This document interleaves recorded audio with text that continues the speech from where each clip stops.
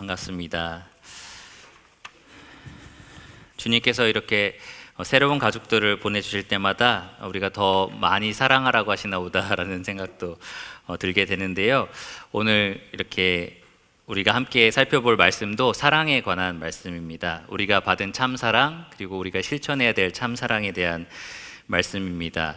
우리가 요한일서 강해를 시작한 지 이제 13번째가 되었는데요. 오늘 요한일서 4장 7절에서 21절 말씀을 가지고 참사랑을 아는 자는 어떤 사랑을 나눌까라는 제목으로 말씀을 나누겠습니다. 요한일서 4장 7절에서 21절이고요. 참사랑을 아는 자는 어떤 사랑을 나눌까라는 제목입니다. 먼저 짧은 퀴즈 하나로 말씀을 시작하려고 하는데요. 성경에서 사랑장이라고 불리는 장이 어딘지 아십니까? 네, 교회 많이 다니신 분들은 고린도전서 13장이다라는 것을 잘 아실 겁니다. 사랑은 오래 참고 사랑은 온유하며, 이렇게 사랑에 대해서 하나님께서 정의하신 내용이 고린도전서 13장에서 잘 표현되기 때문인데요. 하지만 사랑이라는 말 자체가 가장 많이 언급된 장을 찾자면 고린도전서 13장보다는 바로 오늘 우리가 살펴볼 본문이 바로 참사랑장, 진짜 사랑장이라고 말할 수 있습니다. 고린도전서 13장에는 사랑이라는 말이 9번 정도 나오는데요. 우리가 오늘 살펴볼 본문 15구절에 이 사랑이라는 말이 27번 나옵니다. 굉장히 많이 나오죠. 거의 한 구절에 2번씩 나오는 셈이에요. 그러니까 사랑, 그 다음 줄 또 사랑, 이런 식으로 계속 사랑을 말하는 장이 바로 요한일서 4장이고요. 오늘 본문에서 우리는 그 사랑의 결정체이신 하나님을 발견할 수 있습니다. 오늘 이 본문은 사랑이 많이 언급될 뿐만 아니라 참 사랑이 무엇인지, 진짜 사랑이 무엇인지를 우리에게 분명하게 말해주는데, 그 사랑의 출처가 무엇인지를 분명하게 밝혀줍니다. 바로 사랑의 출처가 무엇이겠어요? 누구는 사랑이시니라 라고 되어 있죠. 하나님, 사랑이신 하나님이 바로 사랑의 참 출처이십니다.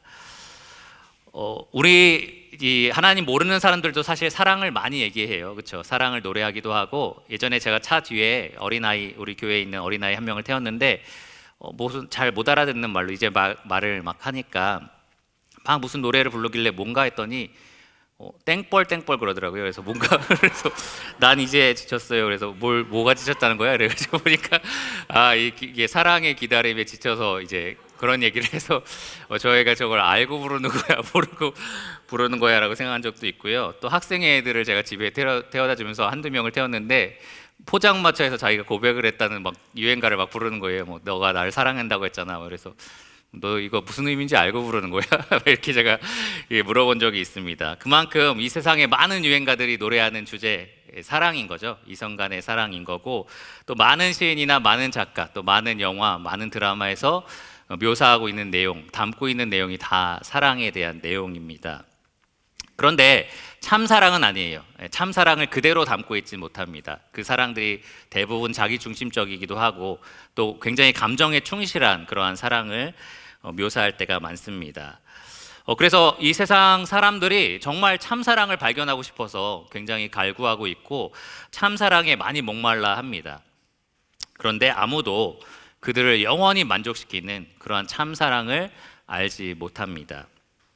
그런데 여러분이 그리스도인이시라면 여러분은 그런 참사랑을 알고 계신 분입니다. 여러분 알고 계시나요? 정말 알고 계십니까? 정말 아는 사람이 왜 이렇게 힘이 없어요?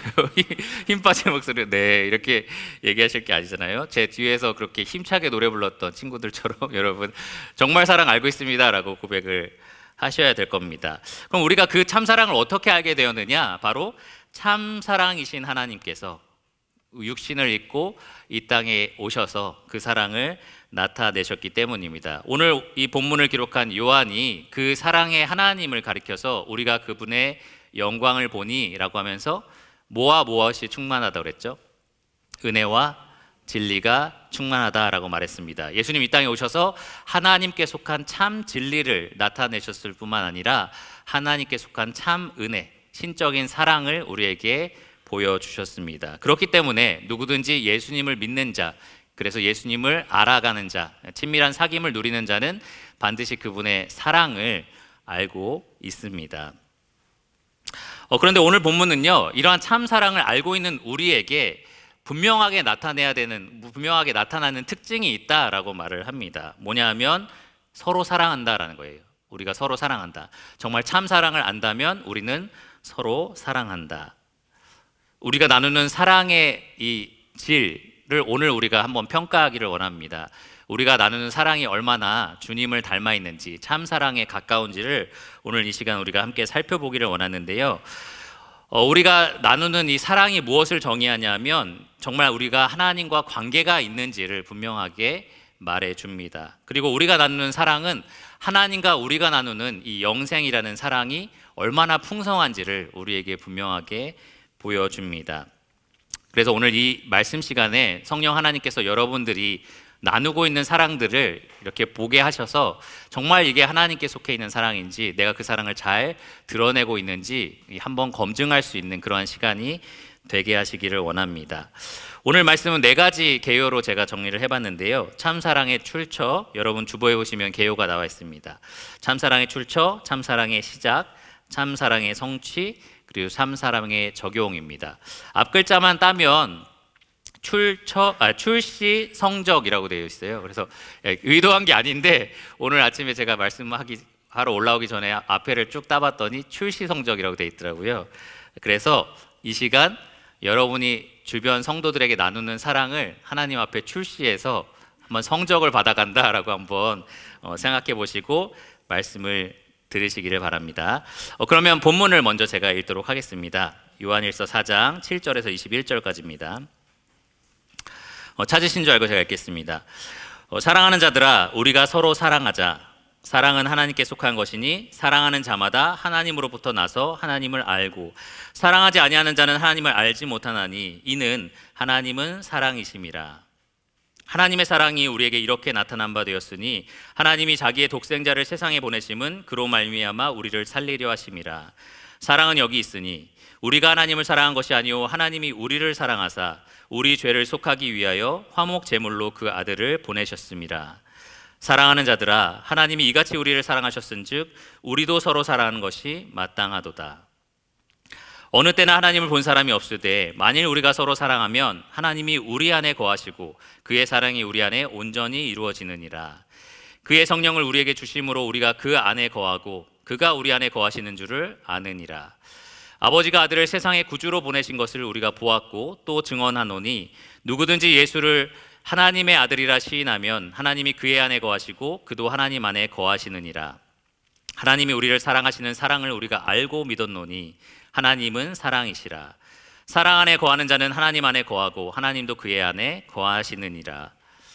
이로써 사랑이 우리에게 온전히 이루어진 것은 우리로 심판날에 담대함을 가지게 하려 함이니 주께서 그러하심과 같이 우리도 이 세상에서 그러하니라.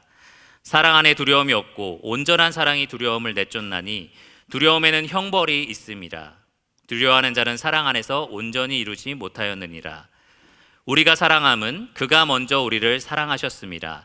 누구든지 하나님을 사랑하노라 하고 그 형제를 미워하면 이는 거짓말하는 자니 보는 바 그 형제를 사랑하지 아니하는 자는 보지 못하는 바 하나님을 사랑할 수 없느니라. 우리가 이 계명을 주께 받았나니 하나님을 사랑하는 자는 또한 그 형제를 사랑할지니라. 네, 말씀을 읽으면서 여러분 사랑이 얼마나 많이 나오는지 많이 들으셨죠? 오늘 이 참사랑에 대해서 함께 살펴보겠습니다. 먼저 이 참사랑의 출처를 한번 살펴보겠습니다. 7절과 8절의 내용인데요. 이 사도 요한은 먼저 이 편지의 독자들에게 사랑하는 자들아 라고 이야기를 시작합니다.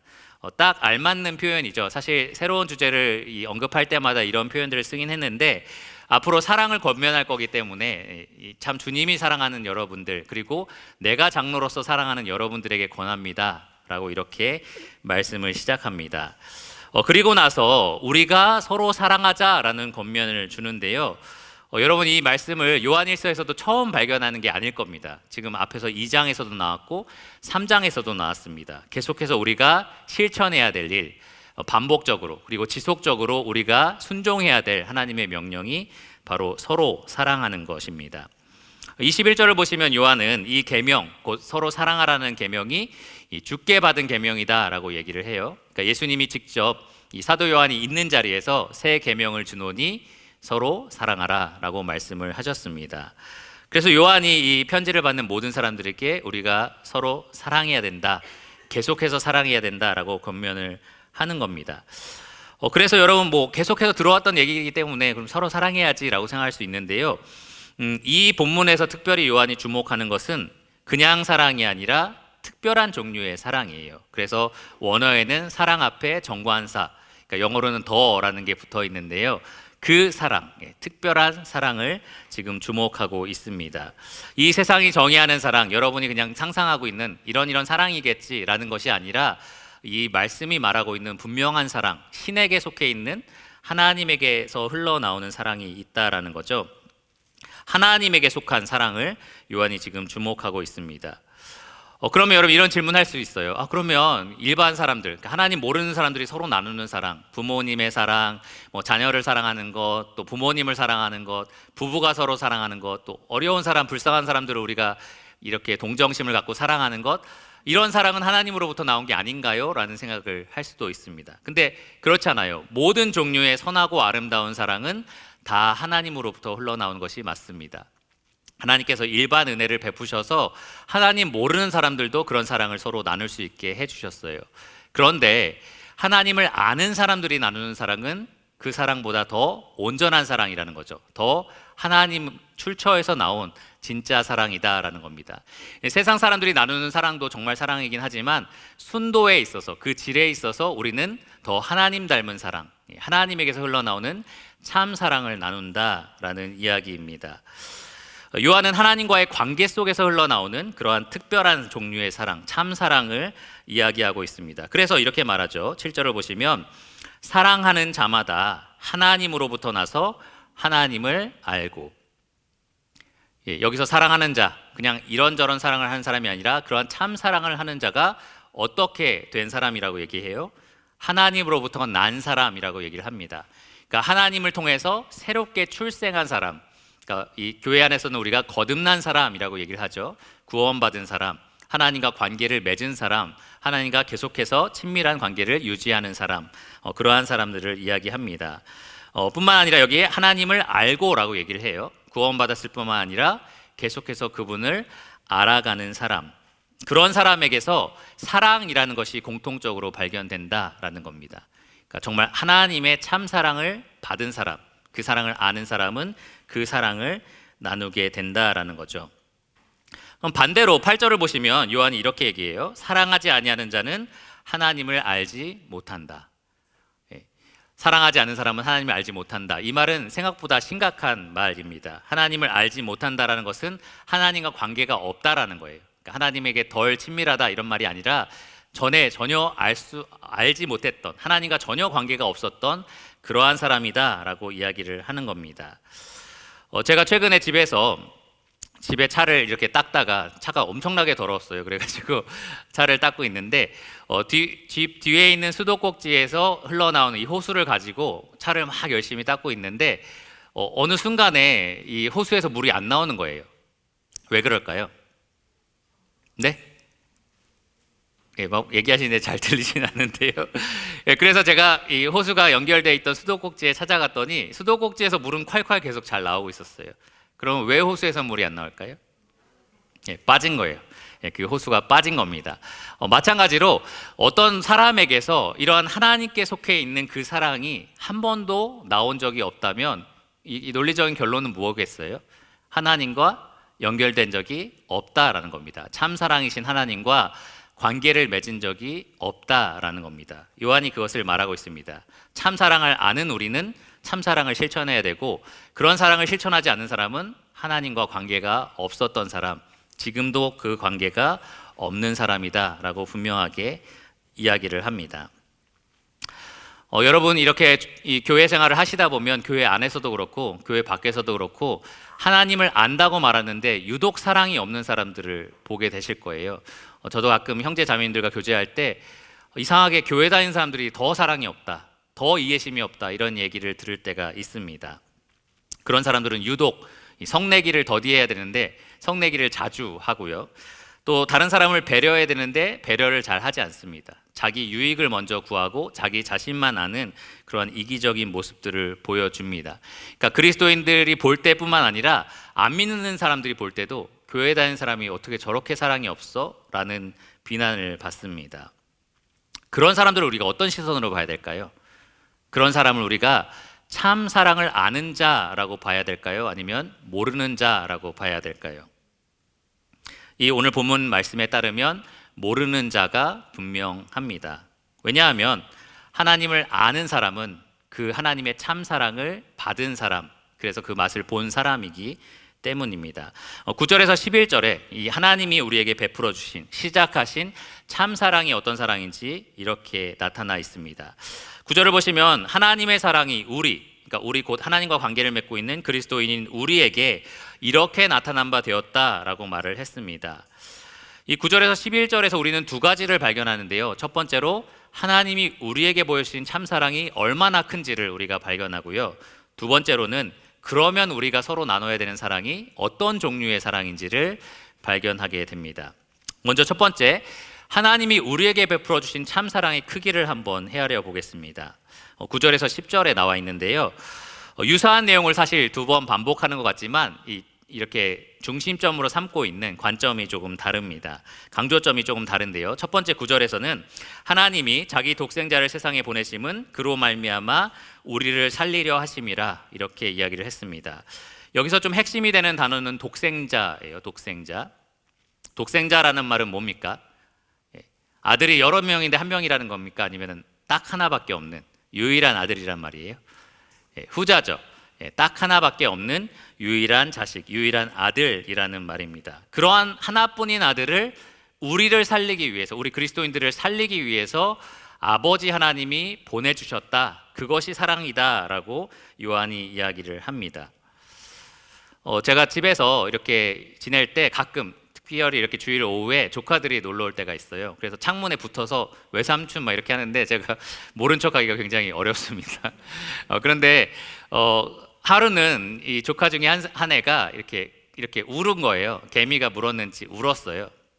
그래서 제가 무슨 일이 났나 싶어가지고 빨리 밖으로 달려 나갔는데 보니까 제 동생이 먼저 나와 있더라고요. 그래서 2층에서 이 소리가 잘 안 들릴 텐데 싶은데 자기 아이가 우는 소리를 듣고 바로 뛰쳐나오는 거, 바로 부모님의 사랑이잖아요. 여러분 부모이신 분들은 자기 자식을 키우면서 그런 경험들을 한두 번 하셨을 겁니다. 셀 수 없이 많이 하셨을 거예요. 자기 자식에 대한 사랑은 정말 그렇게 끔찍하다고는 좀 안 쳤지만 아주 특별합니다. 네, 좋은 단어를 찾았네요. 네, 특별합니다. 그런데 그러한 자녀를 누군가를 살리기 위해서 내가 포기한다라는 거, 여러분 생각해 본 적 있으십니까? 여러분 저 사랑하세요? 네, 저를 사랑하셔서 여러분의 자녀를 저를 위해서 보내주겠다, 자녀를 희생하겠다라는 생각, 이 생각만으로도 사실 어려운 일이 아닙니까? 아무리 생각해도 상상하기가 참 어려운 일입니다. 흥미로운 것은 하나님이 항상 하나님의 사랑을 이 하나님 아버지와 아들 하나님의 관계 속에서 설명을 하셨다라는 거예요.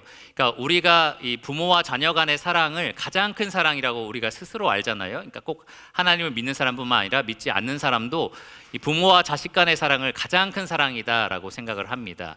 하나님 일반 은혜로 그것이 그렇다라고 우리에게 보여주시고 있는데요. 왜냐하면 하나님 아버지와 그 아들의 사랑, 그래서 그 아들을 내어주시는 사랑, 하나뿐인 아들을 우리를 위해서 희생시킨 그 사랑이 얼마나 큰지 우리 모두가 알 수 있게 하려고 하나님이 그렇게 하신 겁니다. 정말 이보다 큰 사랑은 없을 거예요. 그렇죠? 자기 자식을 내어주는 사랑, 정말 그런 사랑보다 큰 사랑은 없을 겁니다. 바로 9절에서 요한이 하나님이 우리에게 그런 참사랑을 보여주셨다라고 이야기를 했습니다. 10절에서 요한은 그것을 조금 더 자세하게 또 시점을 바꿔서 설명을 하는데요. 바로 그 사랑이 우리가 받을 만한 존재였는가, 그 사랑이 우리가 받을 만한 존재여서 우리에게 베풀어 주셨는가, 그것을 주목하고 있습니다. 참 사랑이 어떻게 시작됐는지를 설명해 주는데요. 10절을 보시면 사랑은 여기에 있으니 이게 바로 사랑이다 라고 얘기하면서 우리가 하나님을 사랑한 것이 아니요 하나님이 우리를 사랑하셨다 이렇게 기록을 했습니다. 그러니까 우리가 사랑받을 만한 존재가 아니었다는 거죠. 우리가 먼저 하나님을 사랑해서 하나님 제발 저희를 구원해 주세요, 저희를 살려주세요 라고 열렬히 요구했기 때문에 하나님이 그 아들을 보내주신 게 아니다라는 겁니다. 우리는 하나님을 사랑한 적이 없어요. 우리는 하나님을 오히려 미워했습니다. 하나님이 기뻐하시는 선을 행한 적은 없고요, 하나님이 미워하시는 죄만 행하는 그러한 죄인이었습니다. 사도 바울은 우리가 그때에 하나님의 원수된 자였다라고 이야기를 합니다. 가끔 자기의 사랑하는 자녀를 희생시키는 부모가 있긴 해요. 그러니까 뭐 나쁜 의미로가 아니라 자기의 사랑하는 또 다른 자녀를 살리기 위해서 그 다른 자녀를 뭐 이렇게 희생시키는, 뭐 골수를 이식해 준다든지 뭐 이런 식의 희생을 하는 그러한 부모님들이 있긴 합니다. 또 다른 자식도 자식이기 때문에 너무 사랑하니까 그런 희생을 감수하는 거예요. 그러니까 다른 자식에게도 미안하고 이 아픈 자식에게도 미안하고 그러한 것들을 그려낸 영화들도 종종 나옵니다. 근데 정말 그렇게 사랑하니까 그런 희생을 강요하는 거겠죠. 요구하는 거고. 그런데 우리가 그런 존재라서 하나님이 자기 독생자를 주신 게 아니다라는 겁니다. 여러분의 원수인 사람에게 자식을 내어주는 사랑, 아까 묘사했던 사랑보다 훨씬 더 어려운 사랑이잖아요. 그러니까 원수를 위해서 자기 자식을, 하나뿐인 자식을 희생하는 사랑을 하나님께서 우리에게 베풀어 주셨습니다. 그게 바로 참 사랑입니다. 에베소서 2장 4절에 보면 우리가 이 공중의 권세 잡은 자 마귀를 순종했던 그런 불순종의 자식이었을 때 하나님께서, 그 긍휼이 풍성하신 하나님께서 우리를 사랑하신 그 큰 사랑을 인하여 우리를 구원하셨다라고 이야기를 합니다. 우리는 의인도 아니었고 선인도 아니었어요. 우린 하나님의 원수였는데 그런 원수를 위해서 하나님이 자기의 하나뿐인 자식을 희생시켜 주신 것입니다. 그러니까 하나님과 우리가 영원히 단절됐기 때문에 영적인 죽음을 맞이했잖아요. 허물과 죄로 죽었던 우리를 하나님께서 그 아들을 바치심으로써 살려주셨습니다.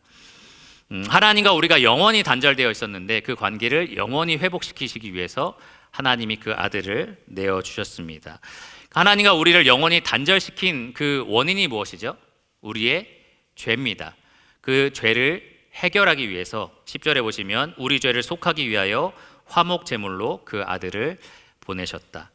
사실 화목제물 우리가 바쳐야 되는 거잖아요. 우리가 하나님 우리 관계를 회복시켜 주세요라고 우리가 바쳐야 되는 건데 우리가 그것을 거부하고 그렇게 원하고 있지도 않은 상태에서 하나님이 자기의 하나뿐인 아들을 화목제물로 우리에게 먼저 보내주셨습니다.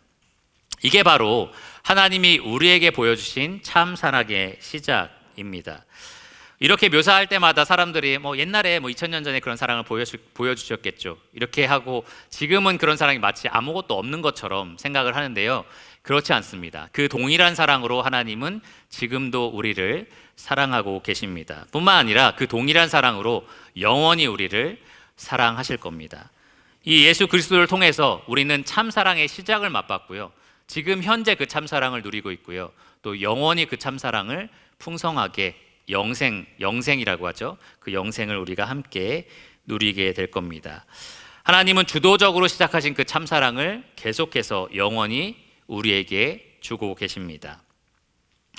이것이 바로 우리가 받은 참사랑의 크기라면, 두 번째로 우리가 그럼 서로 베풀어야 되는 사랑은 어떤 종류의 사랑이냐? 11절을 보십시오. 하나님이 이같이 우리를 사랑하셨은즉 우리도 서로 사랑하는 것이 마땅하도다. 이같이 사랑하셨다면 우리가 서로 사랑할 때 어떤 사랑으로 해야겠어요? 이같이 사랑하는 것이 마땅합니다. 예수님이 제자들에게 새 계명을 준다라고 하시면서 서로 사랑하라 앞에 뭐라고 하셨습니까? 내가 너희를 사랑한 것 같이. 예수님이 우리를 사랑하신, 예수님을 통해서 우리에게 보여준 그 하나님 아버지의 참 사랑을 우리가 서로 나누는 것이 마땅하다라는 겁니다. 하나님이 우리에게 보여주신 사랑을 조금 일반적으로 묘사하면 이렇습니다. 하나님 먼저, 우리가 시작한 게 아니라 하나님이 먼저 우리의 필요를, 죄인으로서 이 단절된 그 관계에서 영원히 멸망으로 갈 수밖에 없는 그런 우리의 필요를 바라보셨고요, 그리고 그것을 굉장히 불쌍하게 바라보셨습니다. 그리고 그분이 먼저 우리를 찾아오셔서 자기 희생적인 사랑, 그리고 이타적인 사랑으로 우리의 필요를 채워주시는, 그러한 모습으로 사랑을 표현해 주셨습니다. 그럼 우리가 서로에게 베풀어주는 사랑은 어떠해야 될까요? 우리가 서로의 필요를 발견하고 그 필요를 불쌍하게 보면서 자기 희생적인 사랑, 그리고 이타적인 사랑을 가지고 먼저 그들에게 찾아가서 그들의 필요를 채우는 방식으로 나타나야 합니다. 그것이 바로 우리가 사랑을 실천하는 방식입니다. 갈라디아서 6장 2절을 보면 바울이 이렇게 말했습니다. 너희가 짐을 서로 지라. 그리하여 그리스도의 법을 성취하라. 그리스도의 법 서로 사랑하라. 우리가 서로의 필요를 채울 때, 짐을 질 때 우리가 그러한 사랑하라는 법을 성취하는 겁니다. 좀 정리해서 말씀을 드리면 우리는 아버지 하나님의 참사랑을 그리스도를 통해서 맛본 자들이에요. 그러니까 우리 마음에 그러한 참사랑이 부어서 넘칠 때 우리는 그 사랑이 흘러넘쳐서 우리 주변에 있는 사람들, 특별히 이 성도들에게 그 사랑을 흘려보내야 되는 역할을 해야 합니다. 참사랑을 아는 자는 그래서 참사랑을 행하는 자입니다.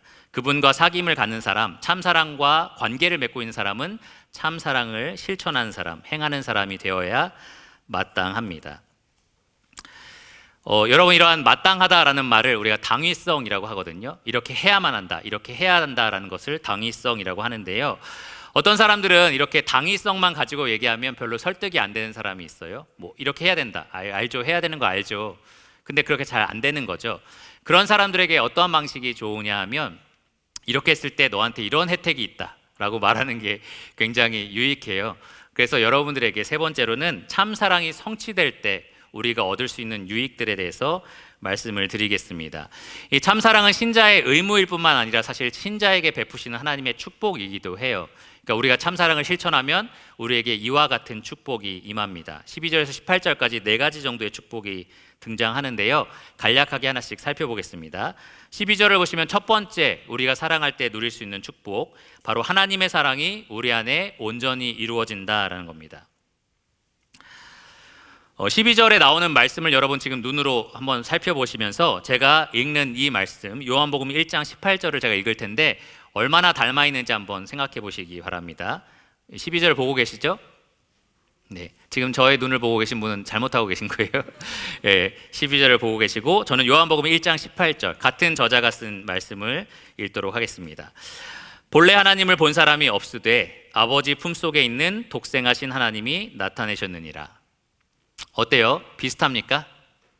예, 비슷합니다. 차용한 것 같아요. 정말 1장 18절, 요한복음 1장 18절을 그대로 갖다가 옮겨 놓은 말씀 같습니다.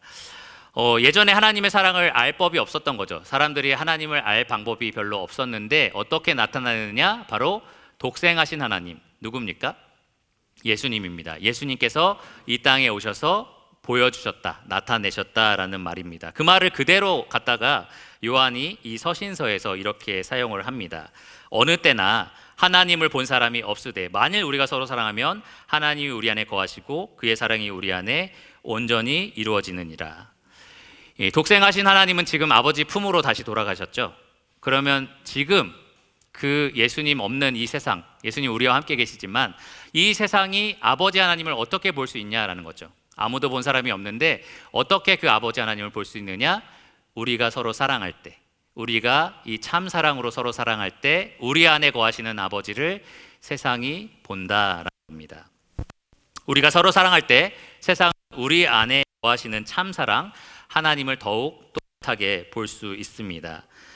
이 하나님이 우리가 사랑을 나누는 그 관계 속에서 여기 보면 온전히라고 되어 있는데 완벽한 모습으로 나타나신다는 게 아니라, 완벽할 수 없죠. 우리가 연약하니까. 그러나 계속해서 이 성취된 모습으로 사랑이 드러난다라는 얘기입니다. 여러분, 제가 앞으로 내는 질문을 잘 생각해 보세요. 자동차 이 표식을 가르쳐 드릴 테니까 무슨 차인지 한번 맞춰보세요. 이 동그란 모양의 이 프로펠러 같은 이렇게 모양이 있는 차, 어떤 차입니까? 벤츠라고 바로 다 아시네요. 이런 모양만 붙어 있으면 벤츠인 거죠. 뭐 여러분 지금 뭐 기아차에 이런 거 붙인다고 벤츠 되는 건 아니지만, 뭐 다른 삼성차, 제가 지금 SM인데 그걸 붙인다고 벤츠가 되는 건 아니지만 그 표식이 보여주는 건 이 차가 어느 회사에서 나왔고 그럼 어느 정도 가격이고 어느 정도 품질이겠구나라는 생각을 합니다. 마찬가지로 그리스도인들이 나누는 사랑을 세상이 바라봤을 때 이런 종류의 사랑은 정말 이 표식이 붙은, 그리스도의 표식이 붙은 혹은 하나님의 표식이 붙은 이 참사랑이야 라고 볼 수 있다라는 거죠. 그러니까 우리가 그러한 사랑을 나눌 때 세상이 우리가 정말 하나님께 속해 있다라는 것을 우리 안에 계신 하나님을 보여줌으로써 분명하게 알게 됩니다. 요한복음 13장 35절에 보면 예수님께서 제자들에게 말씀하시기를 너희가 서로 사랑하면 이로써 모든 사람이 너희가 내 제자인 줄 어떻게 된다고요? 알리라. 우리가 사랑할 때 우리 안에 계신 하나님을 보기 때문입니다. 첫 번째 축복이 이 세상 가운데 우리가 하나님 사랑을 나타내는 것이라면, 두 번째 축복은 우리 안에서 발견되는 사랑입니다. 두 번째는 바로 13절에 나오는 성령께서 하나님과 우리의 그런 사랑의 관계, 친밀한 관계를 알게 하신다라는 축복입니다. 여러분, 그리스도인으로서 살면서 정말 하나님 나랑 함께 계시나? 라는 질문을 하실 때가 있을 거예요. 나는 정말 하나님과 관계가 있는 사람인가? 라는 의심이 들 때도 있을 겁니다. 만일 그렇다면 여러분이 해야 할 여러 가지 일들 중에 하나가 바로 서로 사랑하는 거예요. 성도들이 친밀하게 사랑하는 겁니다. 13절에 따르면 하나님께서 우리에게 성령을 주셨기 때문에, 여기 주심으로라고 되어 있는데 완료형입니다. 과거에 우리에게 주셔서 계속해서 우리에게 미치는 영향이 있다라는 겁니다. 어떤 영향을 미치느냐? 바로 우리가 그 안에 거하고 그가 우리 안에 거하시는 줄을 알게 한다라는 겁니다. 우리가 서로 사랑할 때 우리 안에 있는 성령님이 어떤 일을 하시느냐? 우리가 하나님과 친밀한 관계 속에 있구나, 하나님이 우리 안에 정말 살아계시는구나 라는 것을 우리 스스로 알게 성령께서 보여주신다라는 겁니다. 어떻게 생각하면 좀 지극히 당연한 일이에요. 왜냐하면 성령의 열매 중에 하나가 무엇입니까? 갈라디아서 5장 22절을 보면 성령의 열매로 첫 번째로 등장하는 것이 바로 사랑입니다. 사랑. 성령께서 우리 안에 살아계셔서 우리가 서로 나누는 사랑을 통해서 우리가 정말 하나님 안에 있다라는 것, 하나님이 우리 안에 있다라는 것을 분명하게 보여줍니다. 에베소서 1장 13절에 보면 성령을 가리켜서 구원의 날에 이를 때까지 우리 안에서 인치심이 되신 분, 하나님의 인치심이 되신 분이라고 표현을 합니다. 무슨 말이냐 하면 우리가 하나님 거다, 그리고 하나님이 우리 하나님이다라는 것을 보증하는 분으로서 성령이 우리 안에 계신다는 거예요. 그러니까 그 성령을 더욱더 강하게 느끼면 느낄수록 우리는 더욱더 하나님 안에 있다라는 것을 분명하게 확신할 수 있습니다. 성령의 소욕에 따라서 사랑을 맺으면 맺을수록 우리는 우리가 하나님의 것, 하나님이 우리의 것이라는 것을 더 확실하게 알 수 있습니다. 세 번째 축복은요, 14절에서 16절에 나옵니다. 14절에 16절의 축복은 무엇이냐면 우리의 믿음이 죽은 믿음이 아니라 살아있는 믿음이다라는 것을 증명한다라는 겁니다. 14절에서 15절의 내용은 이 사도 요한을 비롯한 예수님의 증인들이 보고 증언한 예수님에 대한 기록을 담고 있습니다. 이 예수님에 대한 지식, 또 그 예수님에 대한 참 진리를 믿는 믿음에 대해서 설명하고 있습니다. 14절을 보시면 아버지가 아들을 세상의 구주로 보내신 것을 우리가 보았고 또 증언하노니 라고 이야기를 합니다. 우리가 지난주에 살펴본 것처럼 누구든지 이 아버지 하나님과 관계를 맺으려면 오직 한 가지 길밖에 없어요. 바로 이 예수 그리스도를 통해서만 가능합니다. 그런데 내가 생각하는 예수님 혹은 세상이 말하는 예수님을 통해서 가능한 게 아니라 하나님이 사도들을 통해서 성경에 기록하신 이 참 예수님을 통해서만 우리가 하나님과 사귐을 누릴 수 있습니다. 어떤 사람은 이렇게 말해요. 예수님에 대해서 아는 지식, 신학 별로 중요하지 않아요. 그냥 예수님을 사랑하는 게 중요해요. 그렇게 말하는 사람에게 뭐라고 말할 수 있을까요? 그래요? 그럼 예수님 어떤 분이신데요? 예수님 그냥 사람인가요? 그럼 아니요, 예수님 사람이면서 하나님이에요. 그럼 예수님 그냥 이 땅에 와서 살다가 가신 분인가요? 아니요, 이 땅에 와서 십자가에서 죽어서 우리의 죄를 사하신 분이에요. 그럼 예수님 이제 안 오실 건가요? 아니요, 다시 오셔서 온 세상을 다스리실 분이에요. 이렇게 얘기를 하죠. 그러면 그게 바로 신학입니다 라고 얘기를 합니다. 그러니까 참 지식이 있어야 돼요. 참 지식이 있어야 우리가 성경이 말하는 예수님을 따르는 거지, 그렇지 않으면 내가 만든 예수님 아니면 세상이 말하는 예수님을 따르게 됩니다. 가짜 예수님을 따르게 되는 거죠. 참 예수님에 대한 지식은 굉장히 중요합니다. 15절을 보시면 누구든지 예수를 하나님의 아들이라 시인하면 이 참 예수님에 대해서 제대로 알고 그분에 대한 믿음을 고백하면 그러면 하나님이 그의 안에 거하시고 그도 하나님 안에 거하시느니라. 지식도 중요하고 그에 따른 결과도 중요합니다. 참 지식을 통해서 우리는 하나님과 관계를 맺습니다. 이 사도들이 증언한 것처럼 예수님이 온 세상의 구주시고 또 온 세상을 통치하시는 그러한 분이다, 하나님이시자 사람이신 분이다, 이것을 우리가 믿고 시인해야만 합니다. 그런데 여기서 우리가 이러한 참 지식을 가지고 있다고 한번 가정해 보세요. 그리고 이분을 내가 믿는다라고 주장을 하는데, 그럼 그 믿음이 참된다라는 증거는 어디에 있습니까? 내가 정말 참된 정보를 가지고 있다라는 게 이 증거가 될까요? 난 예수님에 대한 정보를 다 갖고 있어, 그리고 그게 다 성경에 있는 것과 맞아 떨어져 라고 얘기할 때, 그럼 네 믿음이 참된 거야 라고 우리가 말할 수 있냐라는 겁니다. 야고보는 그렇지 않다라고 말을 해요. 귀신도 하나님이 누군지 알고 떤다라고 얘기를 합니다. 그러니까 정보를 잘 갖고 있다라는 것만으로는 불충분하다는 거죠. 참 믿음이 죽은 믿음이 아니라 살아있는 믿음이 되려면 증명할 수 있을 만한 행함이 필요합니다. 그 행함이 무엇이냐? 오늘 본문에 따르면 우리가 나누는 사랑입니다. 사랑. 16절을 보시면 하나님이 우리를 사랑하시는 사랑을 우리가 알고 믿었노니 하나님은 사랑이시라. 사랑 안에 거하는 자는 하나님 안에 거하고 하나님도 그의 안에 거하시느니라. 우리는 하나님이 누구신지를, 그리스도를 아는 참 지식을 통해서만 알게 된 것이 아니고요, 그것만 믿는 게 아니고요, 참 사랑이신 하나님, 그 사랑을 나타내신 예수님을 우리가 알고 믿고 또 그분 안에 거합니다.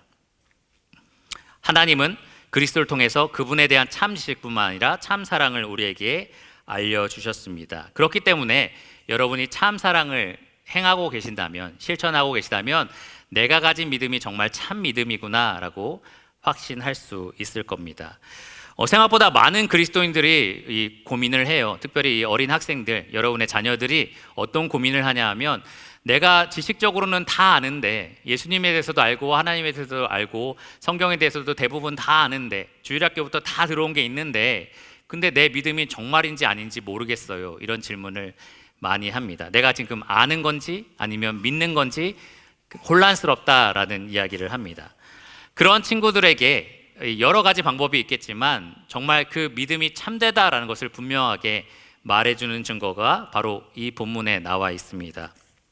그들이 나누는 참사랑, 형제 자매 가운데 나누는 참사랑이 바로 그 믿음이 죽은 게 아니라 살아있다라는 것을 분명하게 확증합니다. 마지막 17절에서 18절에 네 번째 축복이 나오는데요, 바로 심판날에 담대함을 갖게 한다라는 축복입니다. 심판날에 담대함을 갖게 한다. 제가 중학교 때쯤이었던 것 같은데 어느 날 학교를 마치고 집에 왔더니 아버지가 제 침대에 앉아 계시는 거예요. 그래서 저한테 이렇게 말씀하셨습니다. 정희야, 네가 한 일 내가 다 알고 있다. 그래서 제 마음이 어땠을까요? 엄청 기뻤을까요? 아, 내가 했던 선한 일들 다 알고 계시는구나, 너무 행복하다, 이런 생각을 했을까요? 아니면 덜덜 떨었을까요? 무서워, 뭘 알고 계신다는 거야? 라는 생각을 했을까요?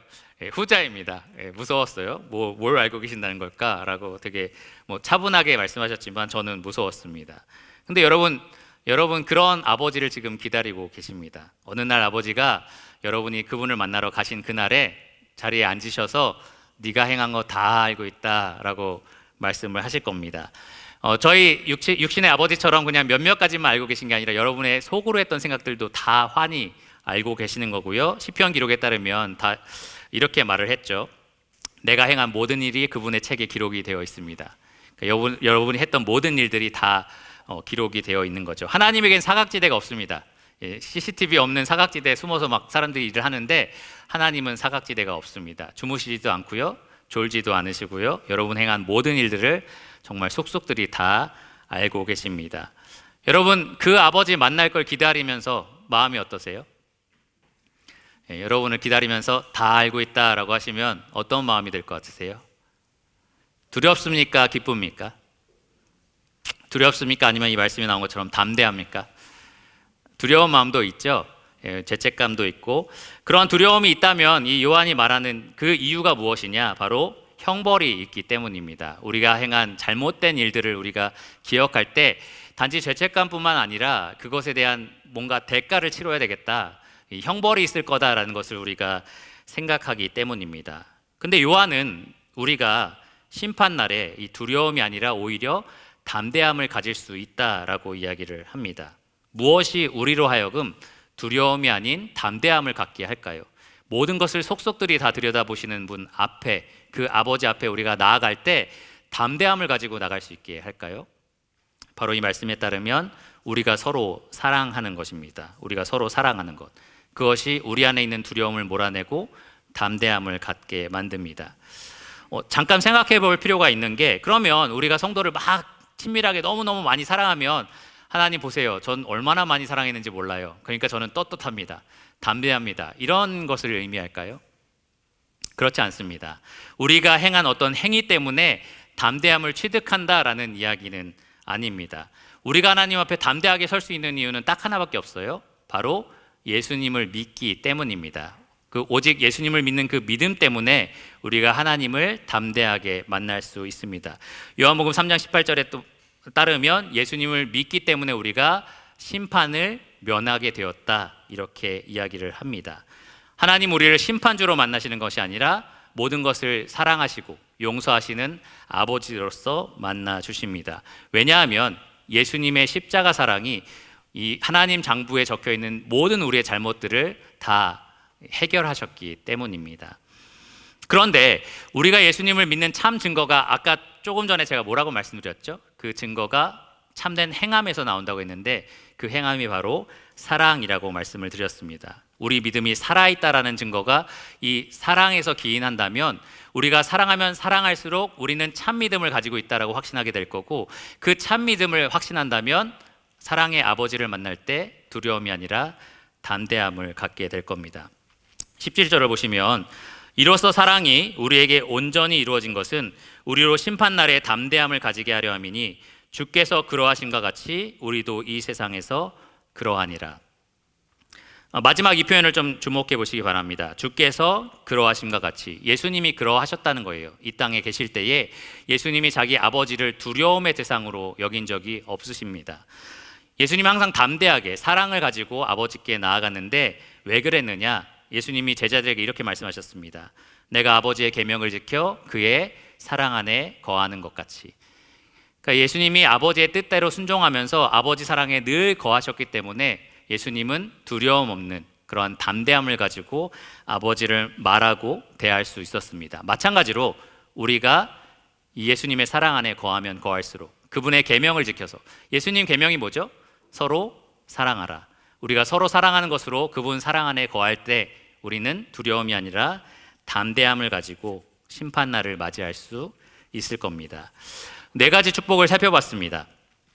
우리가 사랑할 때에 이러한 풍성한 축복을 우리가 누리게 되는데요, 역으로 한번 생각해 보세요. 우리가 서로 사랑하지 않는다면, 사랑하는 일에 있어서 게으르다면 다음과 같은 현상이 일어날 겁니다. 첫 번째, 우리가 세상에 하나님을 나타내는 일에 실패하게 될 거고요. 두 번째, 우리가 하나님과 참된 관계를 맺고 있는지 아닌지 늘 의심하게 될 겁니다. 그리고 우리는 우리 믿음이 살아있는지 죽어있는지를 늘 불안해하면서 의심하게 될 거고, 결국에는 우리가 심판날을 담대함이 아니라 두려움을 가지고 떨면서 기다리게 될 겁니다. 참 영생을 우리가 가지고 있다고 말하는데 이런 삶을 산다면 정말 비극적이겠죠. 우리가 하나님과 관계를 맺고 있다고는 하는데 정말 이러한 삶을 산다면 이보다 안타까운 삶은 없을 겁니다. 그렇기 때문에 우리가 실천해야 될 것이 있습니다. 참 사랑을 적용해야 될 것이 있는데 무엇이겠습니까? 서로 사랑하는 것, 서로 사랑하는 것입니다. 서로 사랑할 때 우리가 먼저 잊지 말아야 될 것은 이 사랑이 우리에게서 흘러나온다라는 것이 아니다라는 거예요. 이 참 사랑은 언제나 아버지 하나님에게서부터 흘러나옵니다. 19절을 보시면 우리가 사랑함은 뭐죠? 그가 먼저 우리를 사랑하셨습니다. 우리가 하나님 아버지에 대한 사랑을 표현하는 것, 또 성도에 대한 사랑을 표현하는 것, 모두 그 출처는 참 사랑이신 아버지에게 있습니다. 그 하나님의 공급받는 힘, 그 사랑의 힘으로 우리가 서로 사랑해야 됩니다. 가끔 이런 말 할 때 있어요. 하나님 사랑하는 건 쉬운데 성도 사랑하는 건 어려워요 라고 얘기할 때가 있어요. 어떤 의미에서 말하는지 알고요, 또 저도 그런 것을 공감할 때가 종종 있습니다. 근데 이 성경은 우리에게, 그런 생각을 갖고 있는 우리에게 돌직구를 던집니다. 20절을 보시면 누구든지 하나님을 사랑하노라 하고 그 형제를 미워하면 이든 거짓말하는 자니. 무엇이 거짓말이냐라는 것은 이 앞에 있는 하나님을 사랑한다라는 말이 거짓말이라는 거예요. 형제를 사랑하지 않는다면 사실 너는 하나님을 사랑하는 게 아니야 라고 이야기를 하는 거죠. 계속해서 20절을 보시면 보는 바 그 형제를 사랑하지 아니하는 자는 보지 못하는 바 하나님을 사랑할 수 없느니라. 형제 자매를 사랑하지 않으면서 난 하나님을 사랑할 수 있어요라고 말할 수 없다라는 겁니다. 존 칼빈은 이런 말을 했어요. 잘 들어보세요. 어떤 사람이 하나님을 사랑한다고 말하지만 자기 눈앞에 있는 하나님의 형상을 무시할 때 그것은 거짓 자랑이다. 하나님을 사랑하지만 하나님 형상대로 지은 이 성도들은, 이 아들의 형상을 닮아가고 있는 형제 자매들은 사랑할 수 없어요. 이 말은 거짓이다라는 겁니다. 사실 눈에 보이는 것을 사랑하는 것은 쉬운데 보이지 않는 하나님을 사랑하는 것은 어렵죠. 그러니까 쉬운 것도 못하면서 어려운 걸 하는 것은 불가능하다라고 이야기를 하는 겁니다. 마치 여기 초등학생들, 중학생들 사칙 연산 배우죠. 덧셈, 뺄셈, 곱셈, 나눗셈 이런 거 배우잖아요. 그런 걸 난 전혀 할 줄 모르는데 미적분은 할 수 있어요. 이렇게 얘기한다면 뭐라고 말하겠어요? 말도 안 돼라고 하겠어요? 아니면 천재라고 하겠어요? 말도 안 돼라고 하겠죠. 아주 간단한 그런 사칙 연산이 안 되면서 어떻게 그렇게 복잡한 걸 할 수 있어? 라고 얘기를 할 겁니다. 마찬가지로 보이지 않는 하나님을 난 사랑합니다. 난 너무 사랑해요. 하나님 저의 삶의 전부예요. 막 이렇게 고백을 하는데 성도들은 계속 미워하고 사랑하지 않는다? 불가능하다라는 얘기입니다. 가장 쉬운 그 사랑도 못하기 때문에 당연히 하나님도 사랑하지 않는 거다라고 이야기를 합니다.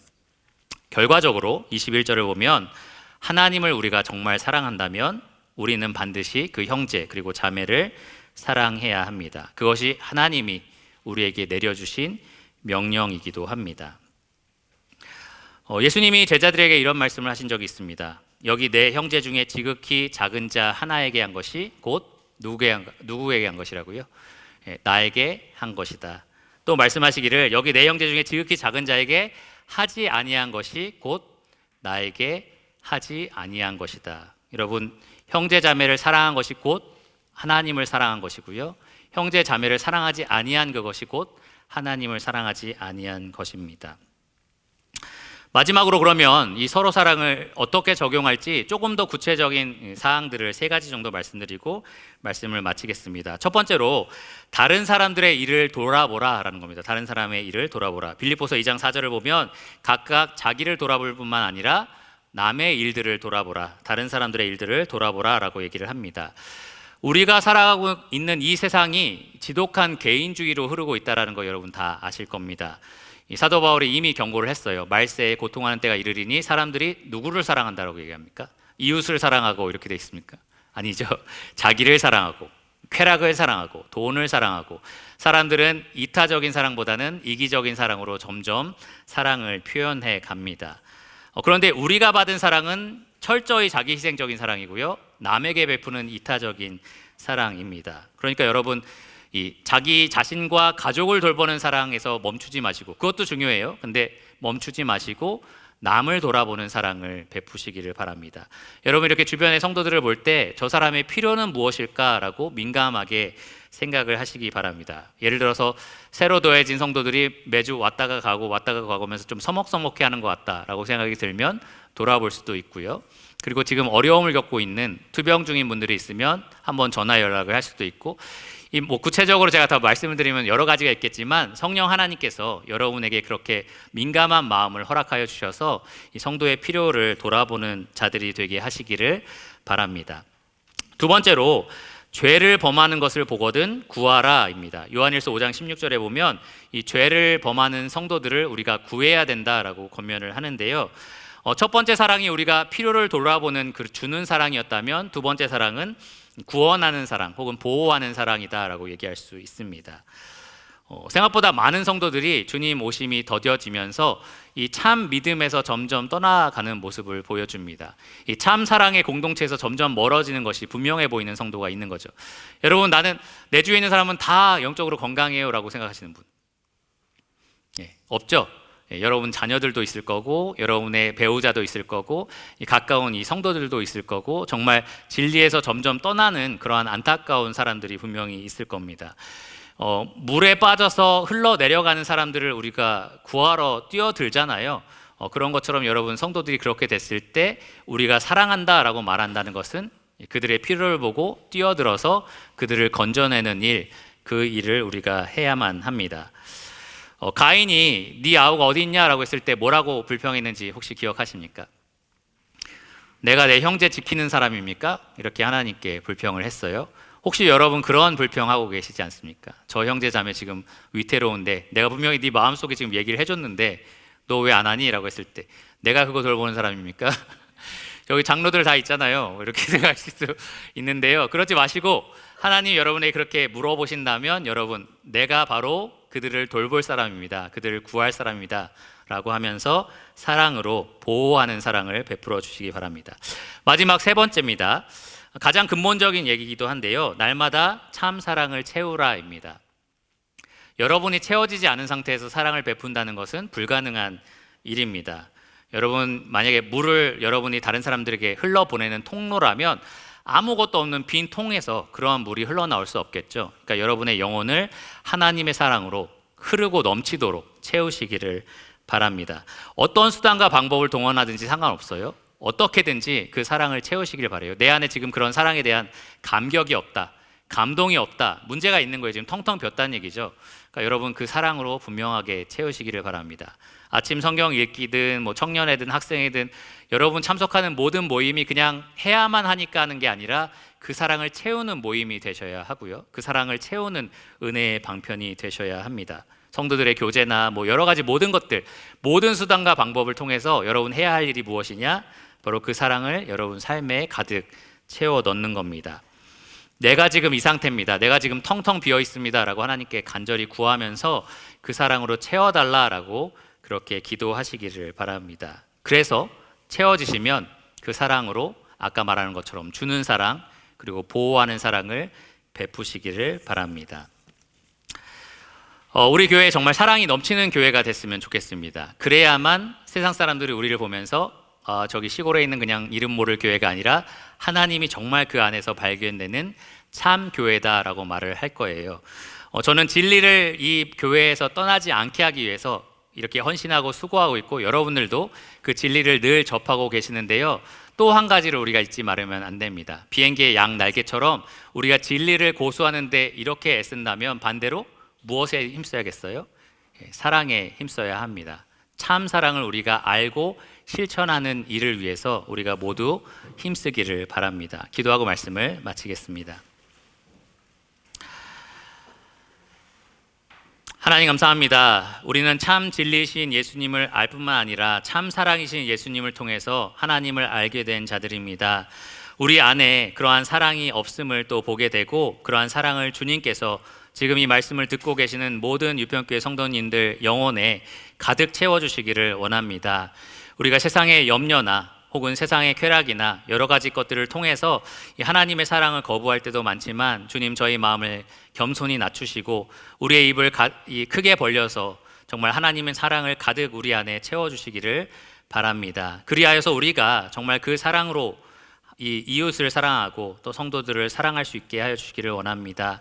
이 세상 가운데 강력하게 참 사랑이신 하나님을 드러내고 또 우리 안에 하나님이 살아계심을 우리가 확신하고 우리의 믿음을 확신을 가지고 간직하면서 이 사랑의 하나님을 기쁨으로 만날 수 있도록 주님 오실 때까지 우리를 굳건하게 지켜주시기를 원합니다.